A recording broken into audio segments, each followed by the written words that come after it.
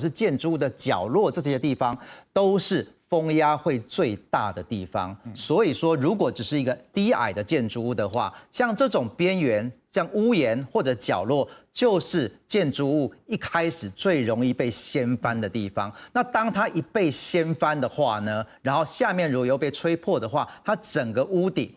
整个就会被吹走，所以呢，对一个建筑物来说，像我们如果台东花莲，我们会有很多低矮的建筑物，或者是一些农舍等等，尤其是在角落跟边缘这些地方的固定是非常非常重要的，因为一旦这个地方被掀翻，你整个屋底可能就会不保。这个是大家要非常注意的地方。所以等于说，我们看到这个丹纳斯台风在云嘉南的地方肆虐之后，整个屋顶被吹掀、被吹翻。除了它本身的这个建筑结构的状况之外，就因为它在4个角落，其实就是一个风压最大的地方。